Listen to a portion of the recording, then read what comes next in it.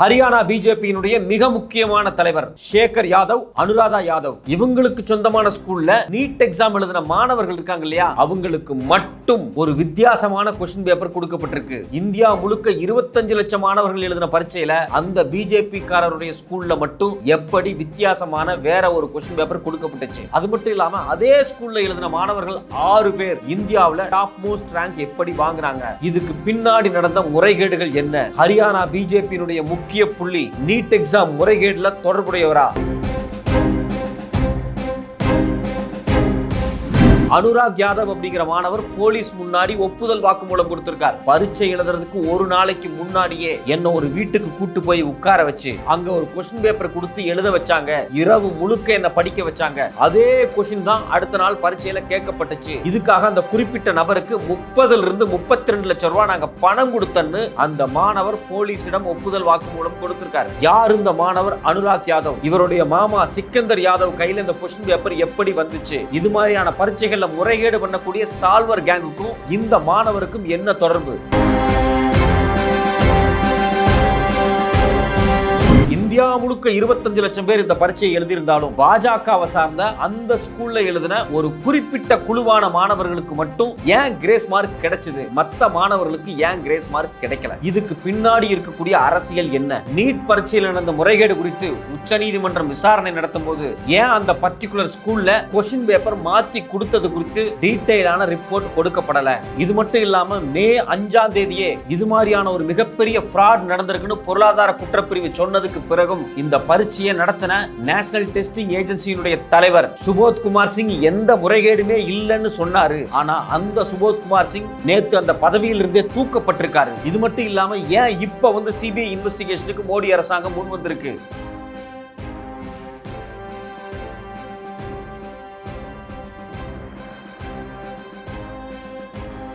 முதல்ல பாத்தீங்கன்னா MBBS படிக்கக்கூடிய மருத்துவ மாணவர்களுக்கான நீட் எக்ஸாம்ல மிகப்பெரிய ஃப்ராட் நடந்திருக்கு. இது குறித்தான ஆதாரம் இப்ப வெளியே வந்திருக்கு. அதுக்கு அடுத்ததா காலேஜ்ல ப்ரொஃபஸரா போறதுக்கு எழுதக்கூடிய நெட் எக்ஸாம், இந்த நெட் எக்ஸாமினுடைய கொஸ்டின் பேப்பர் ஒரு நாளைக்கு முன்னாடியே டெலிகிராம் குரூப்புகள்ல ஷேர் பண்ணப்பட்டிருக்கு. இந்த பரீட்சையும் இப்ப நிறுத்தி வைக்கப்பட்டிருக்கு. அதுக்கு அடுத்ததா பாத்தீங்கன்னா மருத்துவ மேல் படிப்பு மாணவர்களுக்கான PG நீட் எக்ஸாம், இதுவும் இப்ப நிறுத்தி வைக்கப்பட்டிருக்கு. இப்படி அடுத்தடுத்த 3 பரீட்சைகள் மோடி பிரதமரா வந்த உடனேயே மிகப்பெரிய முறைகேடுகள் நிறுத்தி வைக்கப்பட்டிருக்கு. இது குறித்து ஏன் மோடி அரசாங்கம் இவ்வளவு பெரிய மௌனத்தை காக்குறாங்க? இதுக்கு பின்னாடி பிஜேபியோட கைவரிசைகள் ஏதாவது இருக்கா?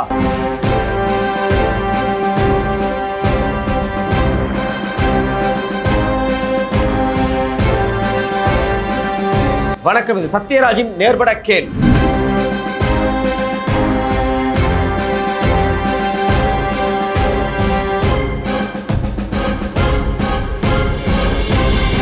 மே மாசம் நீட் பரீட்சை நடந்து முடிஞ்ச அடுத்த நாளே பாத்தீங்கன்னா பீகார்ல ஒரு 13 பேர் கைது செய்யப்பட்டாங்க. அவங்க எல்லாருமே ஒரு ஹாஸ்டல்ல ஒரு ஸ்கூல்ல உட்கார்ந்து அடுத்த நாள் எழுத போற நீட் பரீட்சையினுடைய கொஸ்டின் பேப்பர் வச்சு ஆன்சர் ப்ரிப்பேர் பண்ணிருக்காங்க. அதுக்கான எல்லா ஆதாரங்களுமே இருக்கு அப்படின்னு சொல்லி எக்கனாமிக் அஃபென்ஸ் விங் அப்பவே சில செய்திகளை கசிய விட்டாங்க. இந்த செய்தி இந்தியன் எக்ஸ்பிரஸ் பத்திரிகையில அப்பவே வெளியே வந்துச்சு. ஆனா அந்த காலகட்டத்தில் பாத்தீங்க அப்படின்னா இந்த நீட் பரீட்சையை நடத்தக்கூடிய நேஷனல் டெஸ்டிங் ஏஜென்சியினுடைய தலைவர் சுபோத் குமார் சிங் பத்திரிகையாளர்கள் என்ன சொன்னார் அப்படின்னா, நீட்ல எல்லாம் எந்த முறைகேடுமே நடக்கலையே அப்படின்னு வெளிப்படையா சொன்னார். பிரஸ் மீட்ல அவர் பேசின வீடியோவே இருக்கு. எந்த முறைகேடும் நடக்கலன்னு அவர் சொன்னார் பாத்தீங்களா? அதுக்கு முன்னாடி நாள் தான் மிகப்பெரிய முறைகேடு நடந்திருக்குன்னு 13 பேர் கைது செய்யப்பட்டிருக்காங்க. நீட் பரீட்சை எழுதின மாணவரே கைது செய்யப்பட்டிருக்காரு. இதுக்கு அடுத்தது பாத்தீங்கன்னா தொடர்ச்சியா வட இந்தியால பல மாநிலங்கள்ல, குஜராத், ஹரியானா மாதிரியான மாநிலங்கள்ல நீட் பரீட்சையில பல முறைகேடுகள் நடந்திருக்கு அப்படின்னு சொல்லி தொடர்ந்து நிறைய பேர் கைது செய்யப்பட்டிருக்காங்க. இன்வெஸ்டிகேஷன் நடந்துகிட்டு இருக்கு. இதுல ரொம்ப ரொம்ப ரொம்ப ரொம்ப குறிப்பான ஒரு விஷயம் என்ன அப்படின்னா, ஹரியானா மாநிலத்துல பிஜேபி காரருக்கு சொந்தமான ஒரு குறிப்பிட்ட பள்ளிக்கூடத்துல பரீட்சை எழுதின, அதாவது இந்த நீட் என்ட்ரன்ஸ் எக்ஸாம் எழுதின மாணவர்கள் இந்தியாவிலேயே டாப் மார்க் வாங்கியிருக்காங்க. 720க்கு 720 வாங்கியிருக்காங்க. இது எப்படி நடந்துச்சு அப்படிங்கிறதா ஒரு மிகப்பெரிய கேள்வியா இன்னைக்கு நம்ம முன்னாடி எழுந்திருக்கு. இது குறித்து ஒயர் பத்திரிகை ஒரு டீடைலான கட்டுரை வெளியிட்டு இருக்காங்க. அந்த கட்டுரையில் அவங்க மிக தெளிவா என்ன சொல்றாங்க அப்படின்னா, ஹரியானா மாநிலத்தில் ஜார்ஜர் பகுதியில் இருக்கக்கூடிய ஹர்தயால் பப்ளிக் ஸ்கூல், இந்த ஹர்தயால் பப்ளிக் ஸ்கூல்ல பரீட்சை எழுதின மாணவர்ல 6 பேர் 720க்கு 720 வாங்கியிருக்காங்க. இது மட்டும் இல்லாம இன்னும் சில மாணவர்கள் 718 719 வாங்கியிருக்காங்க. இந்த பள்ளிக்கூடம் யாருக்கு சொந்தமானது அப்படின்னா, அந்த பகுதியில் இருக்கக்கூடிய பாஜகவினுடைய மிக முக்கியமான புள்ளி சேகர் யாதவ், அவருடைய ரிலேட்டிவான அனுராதா யாதவுக்கு சொந்தமான பள்ளிக்கூடம். இந்த அனுராதா யாதவ் பிஜேபியில் அடுத்த தடவை தேர்தலில் நிற்கிறதுக்கான மிக முக்கியமான ஒரு கேண்டிடேட்டாக இருக்கிறாங்க. இவங்க பிஜேபிக்காக கடந்த காலங்களில் தேர்தல் பிரச்சாரத்தில் ஈடுபட்டிருக்காங்க. தெரு தெருவாக கொண்டு பிஜேபியினுடைய பேம்ப்ளெட்ஸ் கொடுத்த ஃபோட்டோஸ் எல்லாமே வெளியே வந்திருக்கு. இது மட்டும் இல்லாமல் இந்த சேகர் யாதவ் யார் அப்படின்னா பிஜேபியினுடைய இளைஞர் அமைப்பு இருக்கு இல்லையா, பாரதிய ஜனதா யுவ மோர்ச்சா, இந்த யுவ மோர்ச்சாவினுடைய பிரசிடென்ட். இது மட்டும் இல்லாமல் இவர் பிஜேபி எம்பியான அரவிந்த் சர்மாவுடைய மிக மிக நெருங்கிய நண்பர். இது எல்லாத்த விட கூடுதலான தகவல் என்ன அப்படின்னா இந்த சேகர் யாதவ் வரக்கூடிய எம்எல்ஏ எலெக்ஷன்ல தேர்தலில் பிஜேபி சார்பாக நிற்க போறாரு, அவருக்கு சீட்டு கொடுக்க போறாங்க அப்படிங்கிறது தான் அடிஷனலான தகவல். வர அக்டோபர் மாசத்துல ஹரியானா மகாராஷ்டிராவில் தேர்தல் வரப்போகுது. அந்த தேர்தலில் ஹரியானாவில் குறிப்பாக இந்த பகுதியில் அடுத்த கேண்டிடேட்டாக, அதாவது எம்எல்ஏ கேண்டிடேட்டாக நிற்க போகக்கூடிய இந்த பிஜேபிக்காரர் இருக்கார் இல்லையா, இவருக்கு சொந்தமான இவருடைய நெருங்கிய குடும்ப பள்ளி தான் பார்த்தீங்கன்னா இந்த ஹர்தால் பப்ளிக் ஸ்கூல். இந்த பள்ளிக்கூடத்தில் பரீட்சை எழுதின மாணவர்களில் 2 விஷயம் நடந்திருக்கு. ஒன்று, அங்கே கொஷின் பேப்பர் மாற்றி கொடுக்கப்பட்டிருக்கு. 2வது, அங்கே எழுதின மாணவர்களுக்கு கிரேஸ் மார்க் கொடுக்கப்பட்டிருக்கு. இந்த 2 அடிப்படையில் அதில் பரீட்சை எழுதின மாணவர்கள் 6 பேர் இந்தியாவில் டாப் மார்க் வாங்கியிருக்காங்க. வழக்கமாக நீட்டு மாதிரியான எக்ஸாமினுடைய கொஷின் பேப்பர்ஸ் எல்லாம் முன்னாடி நாளே பார்த்தீங்க அப்படின்னா அந்த பரீட்சை எழுதுகிற சென்டருக்கு பக்கத்தில் இருக்கக்கூடிய நேஷனலைஸ், அதாவது அரசு வங்கிகளில் தான் கொண்டு வைப்பாங்க. எல்லா கொஷின் பேப்பர்ஸுமே கொண்டு வைப்பாங்க. வழக்கமாக 3 செட் ஆஃப் கொஷின் பேப்பர்ஸ் இருக்கும். 2 செட்டு கொஷின் பேப்பர் வந்து சென்டருக்கு போகும், 1 செட்டு கொஷின் பேப்பர் ஹோல்டு பண்ணி வைப்பாங்க. ஏதாவது பேப்பர் லீக் பிரச்சனை வந்துச்சு அப்படின்னா அந்த 3வது செட் கொஷின் பேப்பர் கொடுத்து மேனேஜ் பண்ணுறதுக்காக அதை வந்து ஹோல்டு பண்ணி வைப்பாங்க. இதில் பார்த்தீங்க அப்படின்னா இந்த ஹரியானாவில் 2 செட் கொஷின் பேப்பர், ஒன்று வந்து எஸ்பிஐ பேங்க்கில் வைக்கப்படுறதுக்கு, இன்னொன்று கனரா பேங்க்கில் வச்சுருந்துருக்காங்க. இந்தியா முழுக்க பார்த்தீங்க அப்படின்னா இந்த கனரா பேங்க்கில் வைக்கப்பட்டிருந்த கொஷின் பேப்பர் ஒரு பேட்டர்ன் இருக்குது பார்த்தீங்களா, இதைத்தான் எல்லாரும் பரீட்சை எழுதியிருக்காங்க. ஆனால் இந்த பிஜேபிக்கு சொந்தமான இந்த பள்ளிக்கூடம் இருக்குது பார்த்தீங்களா, ஹர்தால் பப்ளிக் ஸ்கூலும், அது மட்டும் இல்லாமல் எஸ்ஆர் செஞ்சுரி ஸ்கூல், இதுவும் அதுக்கு பக்கத்தில் இருக்க ஸ்கூல், இந்த 2 ஸ்கூலில் மட்டும் எஸ்பிஐ பேங்க்லேருந்து கொண்டு வரப்பட்ட கொஷின் பேப்பரை பரீட்சையாக எழுதியிருக்காங்க. பரீட்சை ஆரம்பித்து கொஞ்ச நேரம் மாணவர்கள்லாம் இதை எழுதின உடனே அதுக்கு பிறகு இந்த கொஷின் பேப்பர் எல்லாத்தையும் திருப்பி வாங்கிட்டு பிற்பாடு பார்த்தீங்கன்னா கனரா பேங்க்லேருந்து வந்த கொஸ்டின் பேப்பரை மாற்றி கொடுத்துருக்காங்க. ஸோ இங்கே ஏதோ ஒரு மிகப்பெரிய குளறுபடி நடந்திருக்கு. இந்த குளறுபடியின் அடிப்படையில் அவங்களுக்கு எக்ஸ்ட்ரா மார்க் கொடுக்கணும், கிரேஸ் மார்க் கொடுக்கணும். இது ஒரு விதமான மேனேஜ்மெண்ட் மிஸ்டேக்ஸ்ன்னு சொல்லி இது குறித்து எந்த தகவலுமே வெளியே வராமல் என்டிஏக்குள்ளேயே ஒரு பேச்சுவார்த்தை நடத்தி இங்கே பரீட்சை எழுதின மாணவர்களில் ஒரு குழுவுக்கு மட்டும் அதிகப்படியான கிரேஸ் மார்க்குகள் கொடுக்கப்பட்டிருக்கு. அந்த மாணவர்கள் எல்லாருமே பார்த்தீங்கன்னா இந்தியாவில் டாப் மோஸ்ட் மாணவர்களாக மார்க் வாங்கி நிற்கிறாங்க. இப்போ இந்தியா முழுக்க பார்த்தீங்கன்னா இந்த கிரேஸ் மார்க் ஏறத்தாழ 1563 பேருக்கு கொடுக்கப்பட்டிருக்கு. இந்த கிரேஸ் மார்க் எதன் அடிப்படையில் கொடுக்கப்பட்டிருக்கு அப்படிங்கிறது குறித்து இதுவரைக்கும் எந்த விளக்கமான அறிக்கையுமே என்டிஏ சைட்லேருந்து இல்லை. பல கேள்விகள் கேட்கப்பட்டுச்சு. என்டிஏ சொன்ன ஒரே ஒரு காரணம் என்ன அப்படின்னா நேரம் போதாமை அப்படின்னு தான் சொல்லப்பட்டுச்சு. இந்தியா முழுக்க எல்லா மாணவர்களும் பரீட்சை எழுதும்போது ஏன் குறிப்பிட்ட சென்டர்களை மட்டும் நேரம் போதாமை ஏற்பட்டுச்சு? அந்த நேரம் போதாமைக்கு இந்த கொஸ்டின் பேப்பரை மாற்றி கொடுத்ததான் காரணமா? இது எதர்ச்சியாக நடந்த விஷயமா, இல்லை இது திட்டமிட்டு நடத்தப்பட்டு அதுக்கு பிறகு கிரேஸ் மார்க்குக்காகவே இந்த நாடகம் நடத்தப்பட்டு கிரேஸ் மார்க் கொடுத்து இந்த மாணவர்கள் அதிக மார்க் வாங்கினாங்களா அப்படிங்கிற கேள்வி தான் நம்ம முன்னாடி எழுந்திருக்கு. இது குறித்து பார்த்தீங்கன்னா உச்சநீதிமன்றம் காட்டினாங்க. இந்த வழக்கு ஜூன் மாதமே, குறிப்பாக ஜூன் 13ஆம் தேதி உச்சநீதிமன்றத்துக்கு போச்சு. உச்சநீதிமன்றத்தினுடைய நீதிபதி நேரடியாகவே சொன்னார், நீட் பரீட்சையில் நடக்கூடிய முறைகேடுகளை ஒருபோதும் ஏற்றுக்க முடியாது. 0.001% முறைகேடு நடந்தாலும் அதை எங்களால் ஏற்றுக்க முடியாதுன்னு காட்டினார். அது மட்டும் இல்லாமல் நீங்கள் எப்படி 1560 மாணவர்களுக்கு கிரேஸ் மார்க் கொடுப்பீங்க? இப்படிலாம் கொடுக்குறவங்களுக்கு யார் அதிகாரம் கொடுத்தா? எல்லா கிரேஸ் மார்க்கும் கேன்சல் பண்ணுங்க அப்படின்னு சொன்னார். அதன் அடிப்படையில் உச்சநீதிமன்றத்துக்கு பயந்து உச்சநீதிமன்றத்தினுடைய ஆர்டரை மதிக்க வேண்டிய சூழலுக்கு பிஜேபி அரசாங்கம் வந்து இந்த குழுக்கு கொடுத்த மார்க்கை கேன்சல் பண்ணாங்க. அதுக்கு பிறகு அந்த பசங்களுக்கு ரீடெஸ்ட் வைக்கிறேன்னு சொன்னாங்க. இது மாதிரி பல முறைகேடுகள் தொடர்ச்சியாக நடந்துட்டு இருந்துச்சு. இதில் ஒரு முக்கியமான விஷயம் தான் பீகாரில் நடந்த கொஸ்டின் பேப்பர் ஊழல். பரீட்சை நடக்கிறதுக்கு ஒரு நாளைக்கு முன்னாடி அனுராக் யாதவ் அப்படிங்கிறவனுடைய மாணவன் ஹாஸ்டலில் படிக்கிறான். அவங்க மாமா ஃபோன் பண்ணி அவனை கூப்பிட்றாரு, வீட்டுக்கு கூப்பிட்டுட்டு காரில் வச்சு ஒருத்தருடைய வீட்டுக்கு கூட்டு போகிறாரு. அவர் யார் அப்படின்னா அமித் ஆனந்த், நிதிஷ்குமார், இவங்களுடைய வீட்டில் கூட்டு போய் உட்கார வச்சு அவனுக்கு ஒரு கொஸ்டின் பேப்பர் கொடுக்கப்பட்டு ஆன்சர் புக் கொடுக்கப்பட்டு இதை நீ படி இரவு முழுக்குன்னு சொல்லி அவனை படிக்க வச்சு அடுத்த நாள் பரீட்சை எழுதுறதுக்காக அவனை வந்து சென்டருக்கு அனுப்பும்போது சென்டரில் போய் அவன் கொஸ்டின் பேப்பர் வாங்கி பார்க்குறான். நேற்று நைட்டு வீட்டில் கொடுத்த அதே கொஸ்டின் பேப்பர் வந்திருக்கு. இந்த மாணவனை கைது பண்ணி எக்கனாமிக் அஃபென்ஸ் விங் என்கொயரி பண்ணுறாங்க. அப்படி என்கொயரி பண்ணும்போது அவன் ஓப்பனாக சொல்லிடுறான், பரீட்சைக்கு ஒரு நாளைக்கு முன்னாடியே எங்கள் மாமா எனக்கு ஃபோன் பண்ணி இந்த கொஸ்டின் பேப்பர் கொடுக்குறேன்னு சொல்லி என்னை கூப்பிட்டு போனார். அங்கே ஒரு கேங் இருந்தாங்க. அந்த கேங்கோட பேர் சால்வர் கேங்குன்னு சொல்கிறாங்க. இதில் வந்து குறிப்பான முக்கியமான புள்ளி இந்த நிதிஷ்குமாருங்கிறது தான். இவன் பீகார், ஜார்க்கண்ட் இந்த பகுதியில் எல்லா இடத்துலையும் கொஸ்டின் பேப்பர் எங்கே லீக் ஆனாலும் அதுக்கு இவன் தான் பொறுப்பாகும். பல தடவை கைதாயிருக்கான் அவன். ஆனால் இவன் மேலே பெரிய நடவடிக்கையெல்லாம் கிடையாது. ஏன் நடவடிக்கை கிடையாதுன்னா லஞ்சம் கொளிக்கிறாங்க. இந்த ஒரு கொஸ்டின் பேப்பரை இந்த மாணவனுக்கு ஒரு மாணவனுக்கு கொடுத்ததுக்கு 32 லட்சம் வாங்கியிருக்கான். அவன் கிட்டத்தட்ட 100 பேர் 200 பேர் 300 பேருக்கு இந்த கொஸ்டின் பேப்பரை சர்க்குலேட் பண்ணியிருப்பான். இது பீகார், ஜார்க்கண்ட், குஜராத், ஹரியானா எல்லா மாநிலத்திலையும் சர்க்குலேட் ஆயிருக்கு.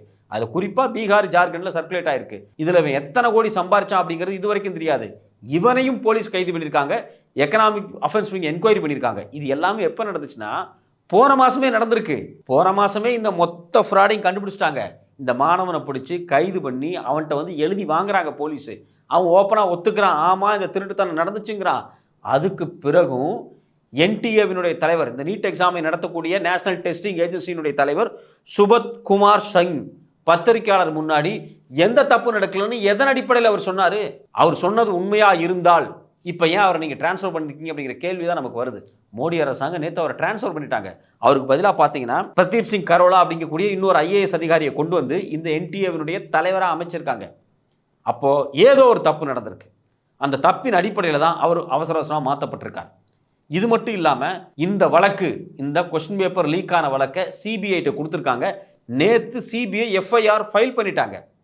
இது மட்டும் இல்லாமல் மோடி அரசாங்கம் ஒரு எக்ஸ்பர்ட்ஸ் கமிட்டியை, முன்னாள் ஐஎஸ்ஆர்ஓ ஸ்பேஸ் ரிசர்ச்சினுடைய தலைவர் ராதாகிருஷ்ணன் தலைமையில் ஒரு ஹை லெவல் கமிட்டி அப்பாயின்ட் பண்ணி இந்த நீட் எக்ஸாம் குறித்தான புதிய டிஸ்கஷனை துவங்கியிருக்காங்க. அப்போ ஒரு பக்கம் பார்த்தீங்கன்னா என்டிஏவினுடைய தலைமை பொறுப்பினுடைய அதிகாரி மாற்றப்பட்டிருக்கார். இன்னொரு பக்கம் சிபிஐ என்கொயரி, இன்னொரு பக்கம் பார்த்தீங்கன்னா எக்கனாமிக் அஃபென்ஸ் விங் தனியாக என்கொயரி பண்ணிட்டு இருக்காங்க. இது மட்டும் இல்லாமல் அரசாங்கமே நேரடியாக களத்தில் இறங்கி ஒரு எக்ஸ்பர்ட்ஸ் கமிட்டியை முன்னாள் ஐஎஸ்ஆர்ஓ தலைவர் ராதாகிருஷ்ணன் தலைமையில் உருவாக்கப்பட்டிருக்கு. அப்போ ஒட்டுமொத்தமாக நமக்கு என்ன தெரியுது அப்படின்னா நீட் எக்ஸாமில் மிகப்பெரிய முறைகேடுகள் நடந்திருக்கு. நமக்கு இருக்கக்கூடிய ஒரே கேள்வி என்ன அப்படின்னா, மருத்துவர் ஆகிறதுக்காக எழுதக்கூடிய ஒரு பரீட்சையில் இவ்வளோ பெரிய ஃப்ராடு நடக்குது அப்படின்னா அது குறித்து இந்த நாட்டினுடைய பிரதமர் வாய் துறக்காமல் இருப்பது எந்த வகையில் நியாயம்?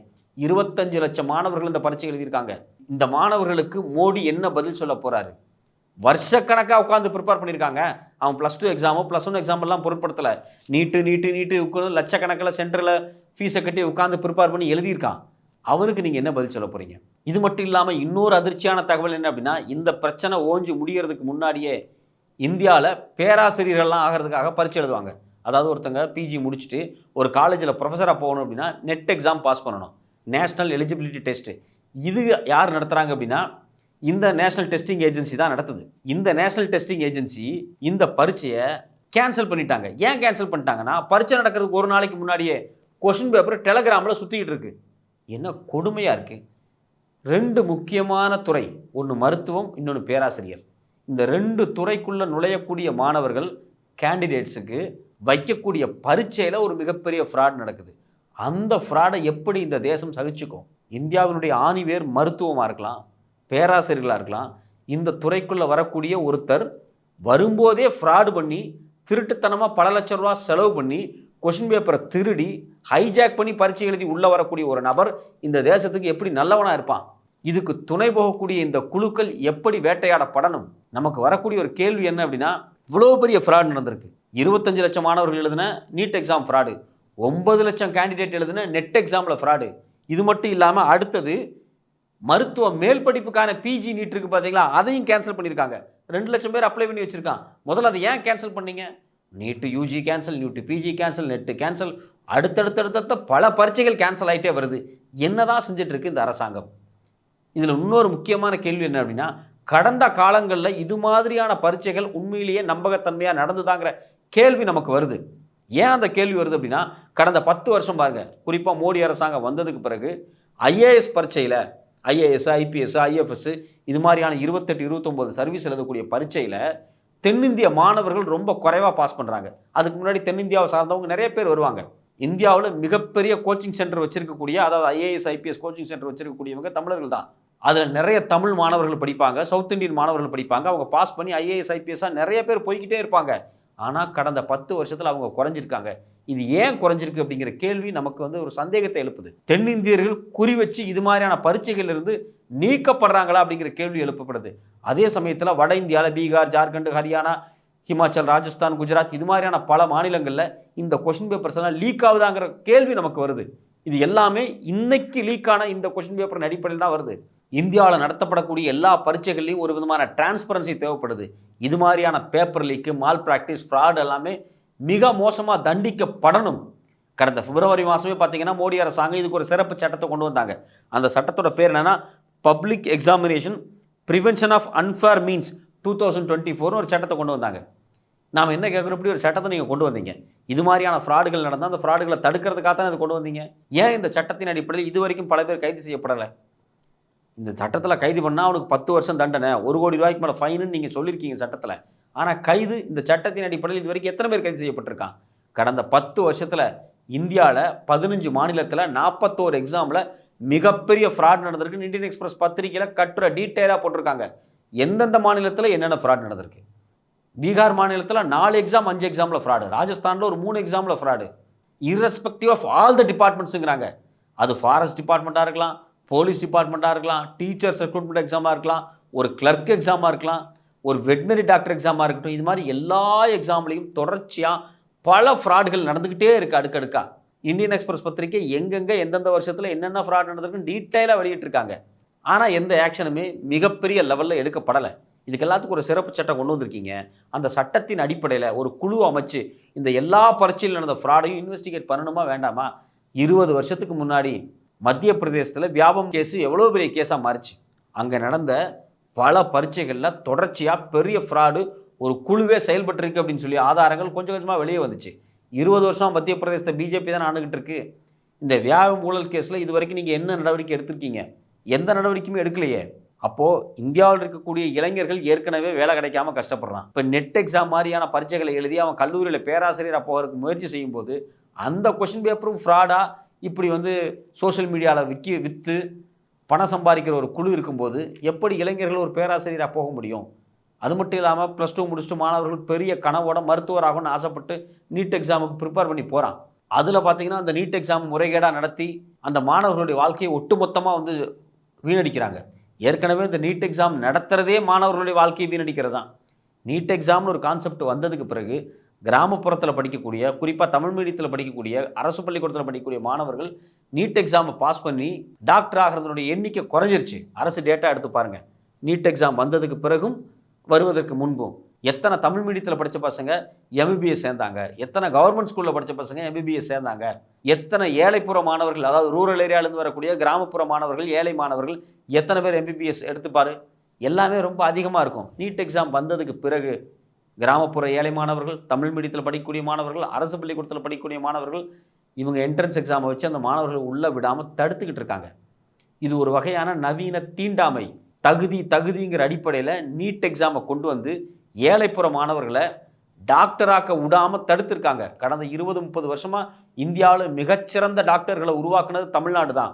என்ட்ரன்ஸே இல்லாமல் +2 மார்க்கின் அடிப்படையில் டாக்டருக்கு படித்த லட்சக்கணக்கான மாணவர்கள் இன்றைக்கி இந்தியா முழுக்க தமிழ்நாட்டிலிருந்து டாக்டராக போயிருக்காங்க. மிகப்பெரிய சேவை செஞ்சுட்டு இருக்காங்க. தமிழ்நாடு தான் இந்தியாவினுடைய மெடிக்கல் ஹப்பு.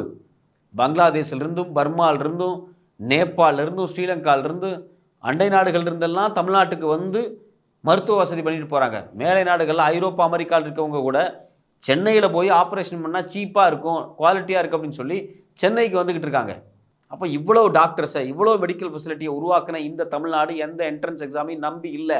என்ட்ரன்ஸ் எக்ஸாமை நம்பாமல் கவர்மெண்ட் ஸ்கூலில் படித்த, தமிழ் மீடியத்தில் படித்த கிராமப்புற மாணவர்கள் டாக்டராக மிகப்பெரிய இடத்துக்கு போயிருக்காங்க. ஆனால் இன்றைக்கி நீட்டுங்கிற ஒரு எக்ஸாமை கொண்டு வந்து இந்த மாணவர்கள் எல்லாத்தையும் ஒரு பக்கம் காலி பண்ணி அனிதா மாதிரியான அற்புதமான மாணவர்களை சாகடிச்சு கொன்று தகுதின்னு சொல்லி நீட் எக்ஸாமை கொண்டு வந்து இன்றைக்கி அதில் ஒரு மிகப்பெரிய ஃப்ராடை பண்ணி கோச்சிங் சென்டரை வச்சு, கோச்சிங் சென்டரையும் தாண்டி கொஸ்டின் பேப்பர் வித்து ஃப்ராடு பண்ணுற வேலை இந்த நீட் எக்ஸாமில் நடந்துக்கிட்டு இருக்கு.